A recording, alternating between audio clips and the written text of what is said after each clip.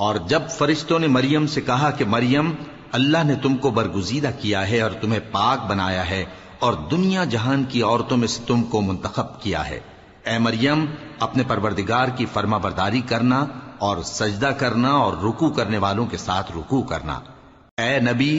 یہ باتیں اخبار غیب میں سے ہیں جو ہم تمہارے پاس بھیجتے ہیں۔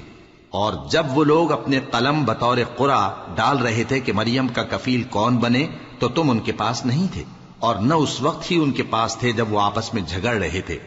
وہ وقت بھی یاد کرنے کے لائق ہے جب فرشتوں نے مریم سے کہا کہ مریم، اللہ تم کو اپنی طرف سے ایک کلمے کی بشارت دیتا ہے جس کا نام مسیح اور مشہور عیسیٰ ابن مریم ہوگا، اور جو دنیا اور آخرت میں آبرو مند اور مقربین میں سے ہوگا، اور ماں کی گود میں اور بڑی عمر کا ہو کر دونوں حالتوں میں لوگوں سے یکساں گفتگو کرے گا اور نیکوکاروں میں ہوگا۔ مریم نے کہا کہ پروردگار، میرے ہاں بچہ کیوں کر ہوگا کہ کسی انسان نے مجھے ہاتھ تک تو لگایا نہیں۔ فرمایا کہ اللہ اسی طرح جو چاہتا ہے پیدا کرتا ہے، جب وہ کوئی کام کرنا چاہتا ہے تو ارشاد فرما دیتا ہے کہ ہو جا، تو وہ ہو جاتا ہے۔ اور وہ اسے کتاب و حکمت اور تورات اور انجیل کا علم عطا کرے گا، اور عیسیٰ بنی اسرائیل کی طرف پیغمبر ہو کر جائیں گے اور کہیں گے کہ میں تمہارے پاس تمہارے پروردگار کی طرف سے نشانی لے کر آیا ہوں، وہ یہ کہ تمہارے سامنے مٹی سے پرندے کی صورت بناتا ہوں، پھر اس میں پھونک مارتا ہوں تو وہ اللہ کے حکم سے سچ مچ پرندہ ہو جاتا ہے، اور پیدائشی اندھے اور ابرص کو تندرست کر دیتا ہوں، اور اللہ کے حکم سے مردوں کو زندہ کر دیتا ہوں، اور جو کچھ تم کھا کر آتے ہو اور جو اپنے گھروں میں جمع کر رکھتے ہو سب تم کو بتا دیتا ہوں۔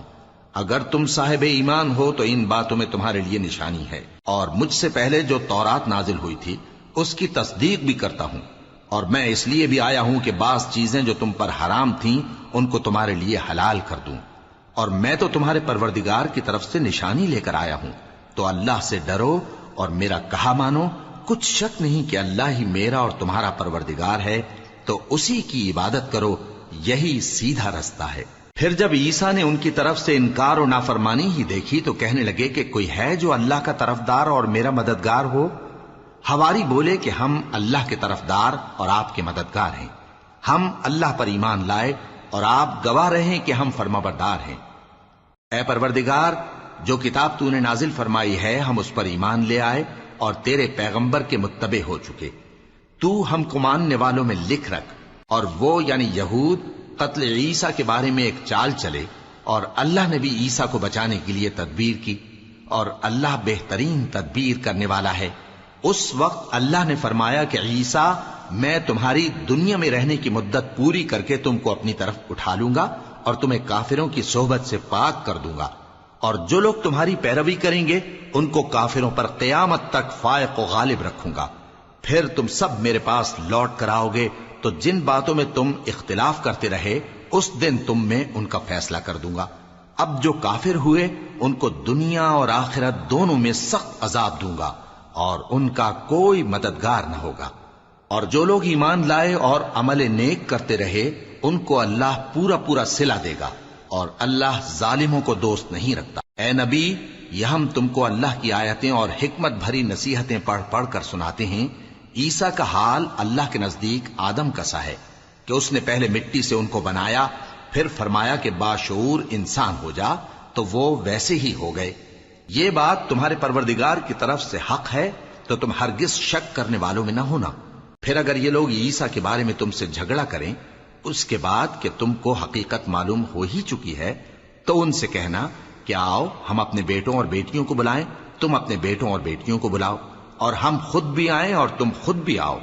پھر دونوں فریق اللہ سے دعا و التجا کریں، اس طرح جھوٹوں پر اللہ کی لعنت بھیجیں۔ یہ تمام بیانات صحیح ہیں، اور اللہ کے سوا کوئی معبود نہیں، اور بے شک اللہ غالب ہے، صاحب حکمت ہے۔ بس اگر یہ لوگ پھر جائیں تو اللہ مفسدوں کو خوب جانتا ہے۔ کہہ دو کہ اے اہل کتاب، جو بات ہمارے اور تمہارے دونوں کے درمیان یکساں تسلیم کی گئی ہے اس کی طرف آؤ، وہ یہ کہ اللہ کے سوا ہم کسی کی عبادت نہ کریں اور اس کے ساتھ کسی چیز کو شریک نہ بنائیں، اور ہم میں کوئی کسی کو اللہ کے سوا اپنا کارساز نہ سمجھے۔ پھر اگر یہ لوگ اس بات کو نہ مانیں تو ان سے کہہ دو کہ تم گواہ رہو کہ ہم اللہ کے فرما بردار ہیں۔